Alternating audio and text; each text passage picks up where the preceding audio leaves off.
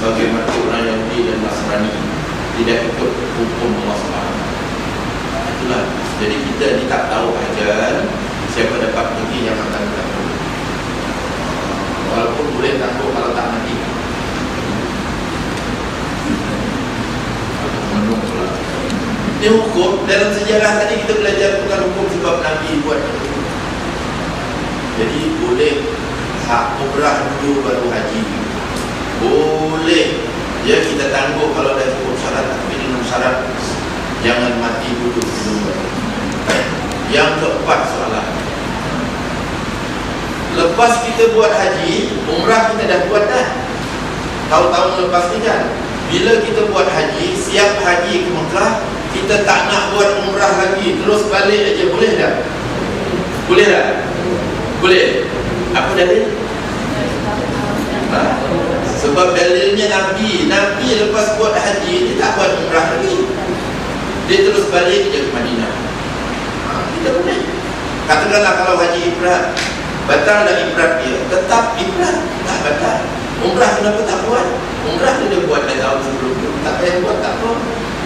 Misal hukum lah. Tapi kalau kita tak buat, ya rugilah, kita dah sampai ke Mekah kan. Sebab itu menambah sunat. Misalnya ada orang tanya, dia buat haji ifrat, tahu tadilah jemaah saya. Nak sebut nama itu pun barangkali tuan-tuan kenal semua kalau saya sebut.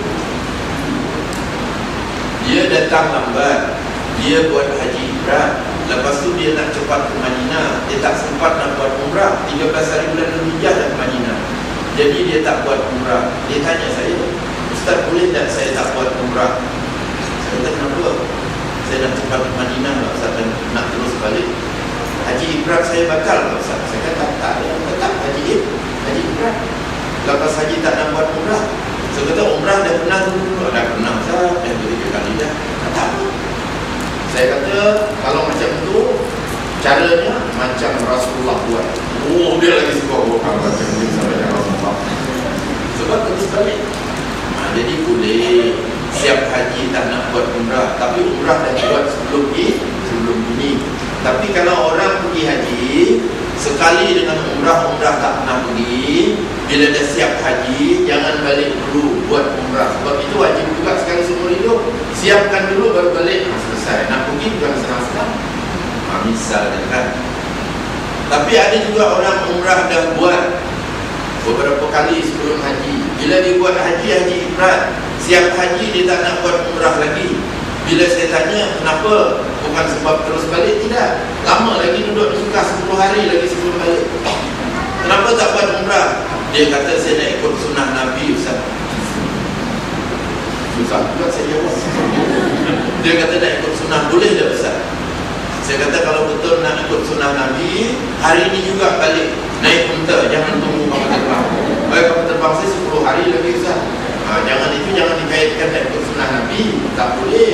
Rugilah kita duduk 10 hari tak buat umrah. Buatlah umrah dulu sebelum balik. Yang Nabi dia siap haji, terus balik naik unta ke Madinah. Jadi kalau nak ikut sunnah Nabi, terus naik unta juga pergi Madinah. Jangan balik Malaysia lagi. Oh, kalau macam tu tak boleh kalau saya. Saya kata jangan ikut sunnah. Mentang-mentang Nabi buat macam tu, dia ikut sunnah Nabi. Rugilah kita. Buatlah umrah. Sedangkan kita tak bulan haji pergi umrah bukan main, cari masa, cari belanja dan sebagainya. Jadi bila sampai Mekah, dah siap haji, ada masa lagi kapal terbang tak balik lagi, buat umrah masa itu. Umrah sunat aja dulu. Boleh tu? Banyak hukum dalam sejarah yang saya bacakan. Boleh? Ada soalan? Untuk saya soal tadi, tapi jawab berapa ramai. Kalau suruh seorang-seorang, mereka ngomong juga tak jawab. Tapi bila ramai boleh tak? Boleh. Apa dalilnya? Boleh tak? Boleh. Apa dalilnya? Baiklah, itu segi hukum lah. Baiklah, kesimpulannya haji ini wajib, umrah ini wajib bagi yang cukup syarat sekali seumur hidup. Nak segera pun boleh, nak bertangguh pun boleh. Itu dalam kitab ulama, wajib haji ini tidak fauran, hanya tidak segera. Walaupun dah cukup syarat tidak segera pergi. Kalau lambat pun tak apa, macam Nabi dah lambat, tapi dengan syarat Nabi tahu ajal dulu. Buat haji dulu, baru meninggal. Kita tak tahu, bila cukup syarat jangan lakukan itu. Itu kesimpulan. Baiklah, kelebihan haji dan umrah ni barangkali faham dah tuan-tuan. Ini saya baca sebentar lalu Kelebihan haji dan umrah mendapat status tetamu Allah Subhanahu Wa Taala, bukan senang-senang buyur rahman. Yang kedua, mendapat ganjaran yang besar, paling kurang dosa diampun, yang lebih baik lagi syurga. Selamat daripada kecelaan untuk disiksa sebagai Yahudi dan Nasrani tadi. Kalau cukup syarat tak pergi haji, meninggal dunia, dikhawatiri matinya macam Yahudi dan Nasrani. Yang keempat, mendapat bahagian di dalam doa keampunan Rasulullah SAW. Sebab Nabi berdoa, siapa yang menunaikan haji dan umrah ke Mekah, mudah-mudahan Allah SWT ampunkan dosa. Itu kata Rasulullah.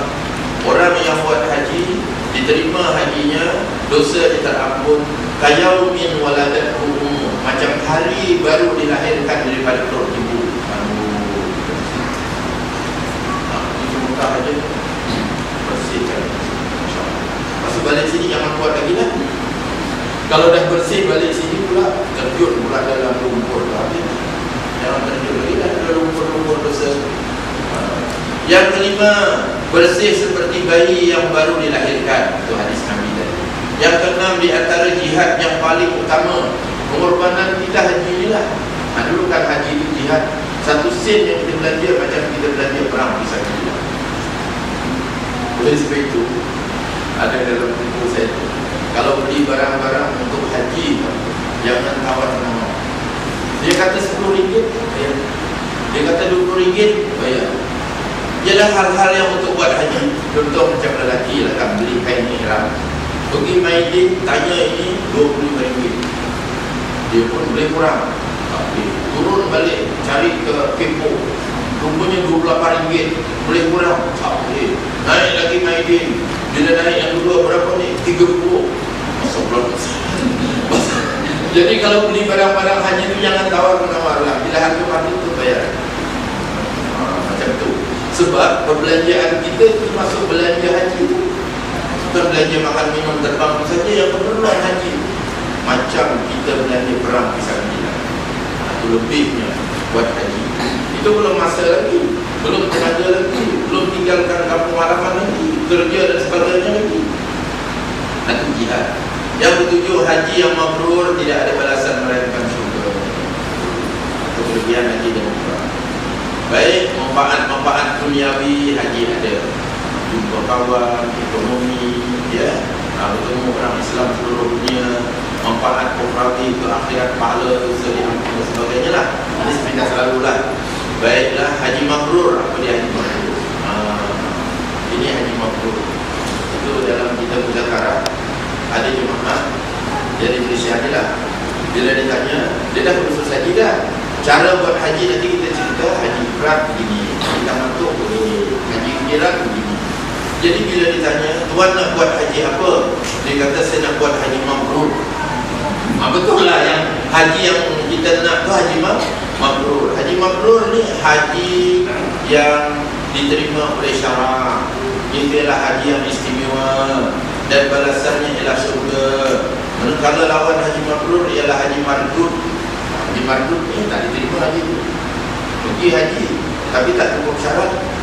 Syarat-syarat apa nanti kita nak khusus tu tak kena apa semua, maka mardud.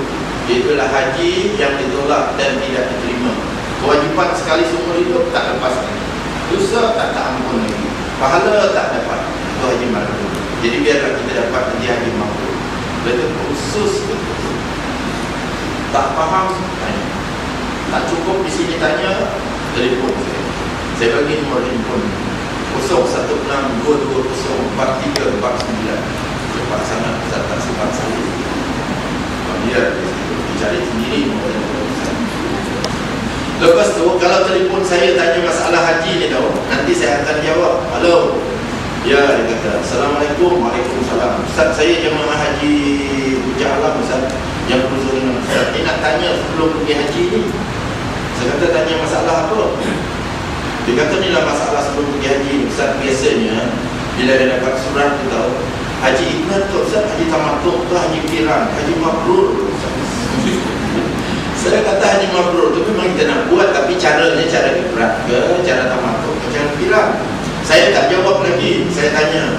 Ni tuan di mana ni? Di rumah ke di restoran Khalifah? Dia kata di rumah. Tak jawab dah, di rumah dia tak ada apa-apa. Saya jawab. Kalau dia jawab, saya ni Ustaz dekat restoran Hakim sisi 7 dekat rumah Ustaz, cepat saya jawab. Saya kata tunggu dekat situ, saya tak lama lagi datang. Jadi kalau nak telefon saya dekat restoran. Ini jemaah Taman Datuk Harun tu, dia betul-betul buat macam tu. Bila saya cakap macam tu kan, betul telefon Ustaz, saya dah sampai sisi 7 restoran Hakim Ustaz dekat rumah. Saya tak tahu masalah ni, betul dibuat lurus pendul betul lah. Maksudnya begitulah ya. Jadi kalau apa-apa nanti tanya, bukan cukup, kalau bukan di sini saja, malah nak pergi nanti kalau ada masalah. Kadang-kadang yang jemaah umrah ni tuan-tuan, di Mekah dia tanya lagi, biarlah dia nanti nak buat ibadat kan. Pertama muslimat, dia daripada Madinah tu uzur, jadi lalu Bir Ali nak niat umrah tu tidak. Pada akal, logik akalnya, kalau niat umrah pun sampai ke Mekah tak boleh tawaf kan. Kan logik akal kan begitu kan. Buat apa niat sampai ke Mekah tak boleh tawaf pula. Tapi segi hukum kena tahu. Bila lalu saja mikat, uzur ke tak uzur kena ni, jadi muslimat dia telefon, Ustaz saya ni nak niat sekarang ni dekat Bir Ali Ustaz. Saya kata niat dah, saya uzur Ustaz sekarang ni, apa salahnya uzur, niat aja lah dekat situ. Sebab ni minta kan, sebab datang ke Mekah nak buat umrah kan. Jadi uzur ke tak uzur, bila lalu mikat kena niat, tak niat kena bayar dam ekor kambing. Nanti kita bincang dah.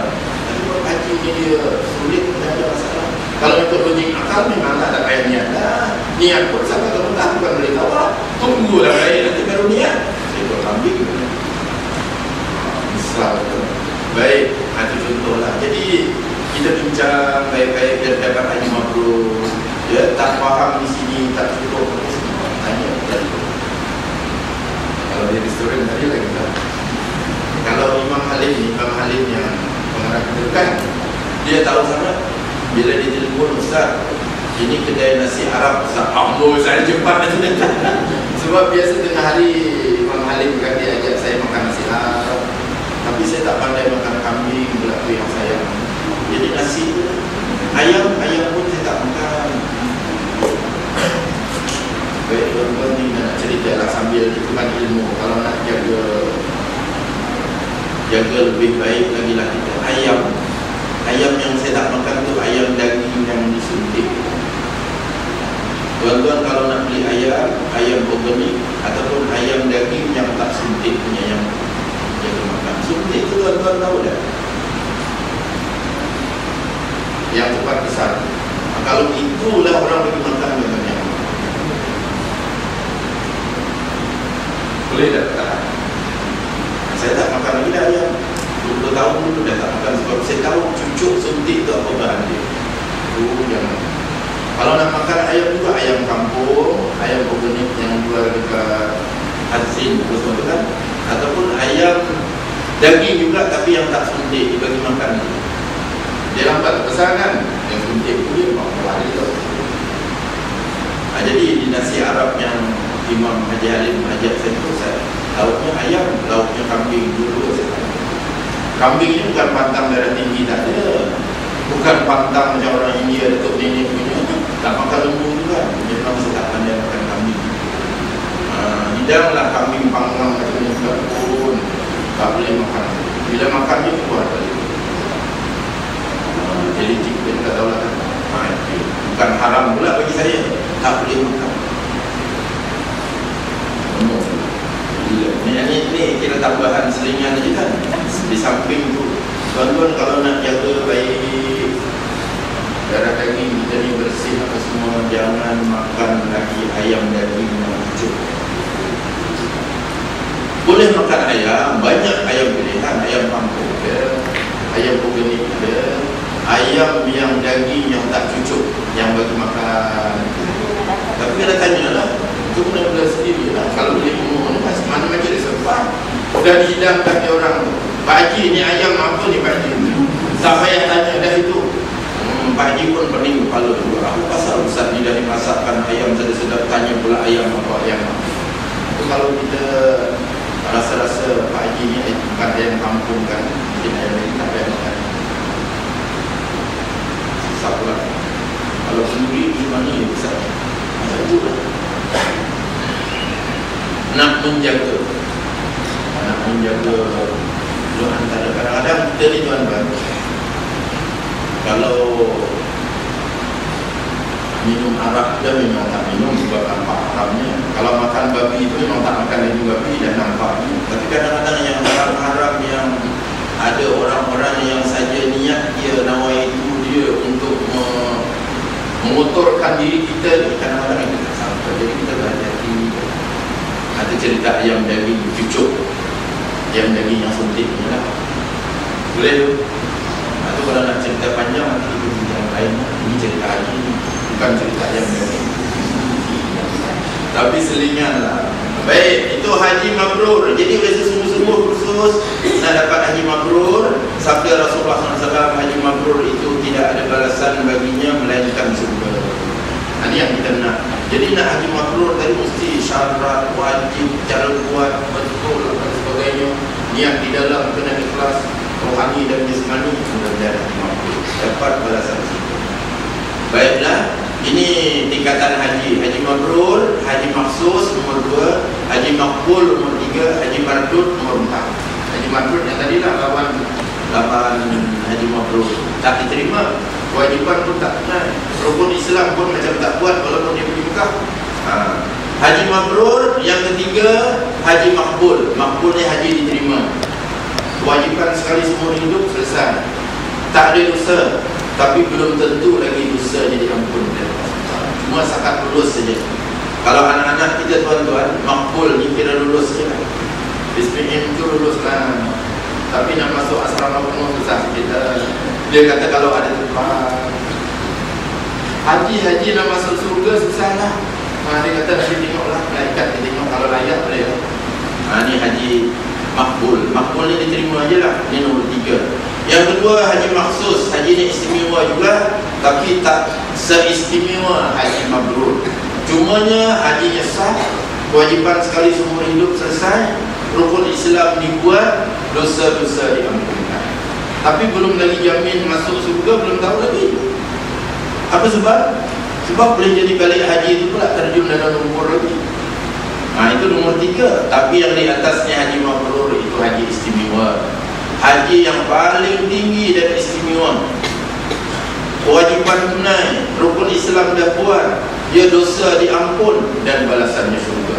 Artinya bila balik haji itu tuan, dia tak lagi dah masuk lumpur lagi dah. Dia cantik, jaga kebersihan lah, istilahnya.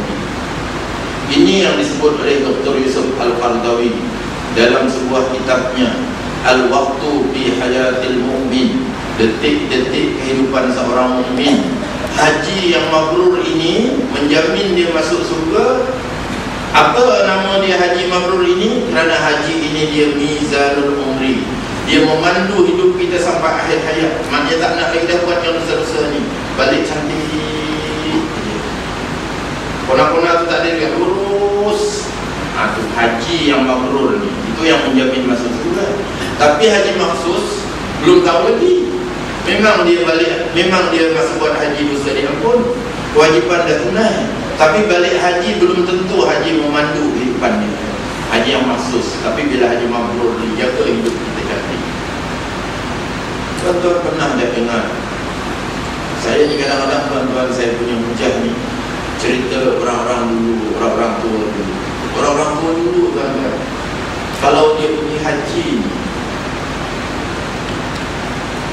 balik haji, orang dulu kampung kita baru balik haji, cantik, terkenal, bagus, berubah. Orang dulu lah, orang sekarang ni lain, dulu lain, sekarang lain. Baik, orang dulu tuan-tuan kalau balik haji nampak perubahannya cantik, maknanya haji itu memandu hidup dia, dia tak buat lagi dah yang besar-besar cantik. Itu yang menjamin masuk. Hatta kalau di kampung kita tuan-tuan, orang-orang di kampung saya lah ada Cina, topik kelapa kan.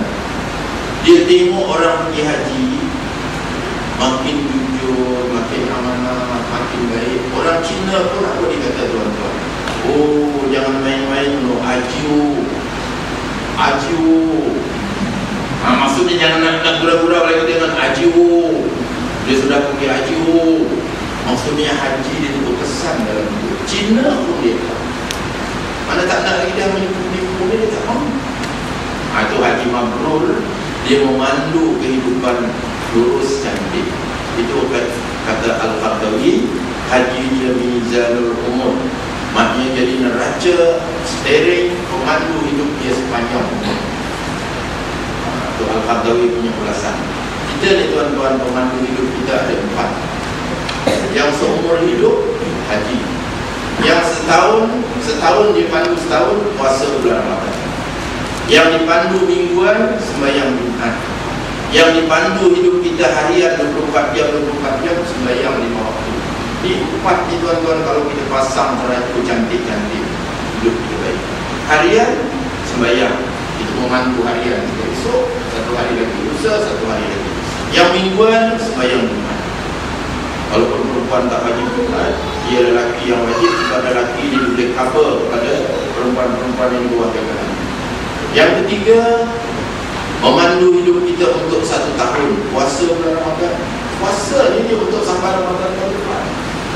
Haji sekali seumur hidup, tapi sekali buat tu dia akan bantu sampai akhir hayat. Oleh sebab itu tuan-tuan, kalau kita sedar falsafah haji begitu, mengikut Al-Qardawi, kita buat haji ni jangan tunggu lama-lama tadi. Walaupun boleh lambat, boleh tak dosa selagi belum mati. Kalau kita buat masa muda-muda tuan-tuan, umur 18 tahun, 17 tahun baru akil balik, buat haji, diampunkan dosa, haji mabrur, memandu hidup kita. Itu yang gambaran anak muda sudah cantik. Jangan tunggu sampai umur YB baru pergi haji. YB, apa YB? Yang bersara, bila bersara baru nak pergi haji. Muda-muda tu begini. Macam mana Ustaz nak pergi? Daftar tabung haji, daftar sekarang 2030 baru. Tadi saya cerita dengan imam tadi, sekarang kata imam sekarang ni, anak-anak kita sekarang lahir saja buatkan akaun tabung haji, terus daftar untuk pergi haji. Dan sekarang ni kita keadaan kita Malaysia ni kan, sebab giliran kita terlalu jauh. Kalau nak pergi baru daftar, itulah tahun 2030 kalau daftar sekarang. Jadi sekarang ni kalau ada anak kita lahir saja, bukakan akaun tabung haji, terus daftarkan untuk pergi haji. Jadi kalau sekarang 2030, sekarang 2012, maknanya 18 tahun ke depan dia sampai giliran dia. Maknanya dia akil balik, kita dah pergi haji. Dapat haji mabrur, memandu hidup kita cantik. Jadi tuan-tuan, kalau kita nak kempen dekat haji, menyelesaikan masalah masyarakat kita yang sekarang yang macam-macam huru-hara ni, anak muda itu macam-macam rompet, apa-apa dan sebagainya.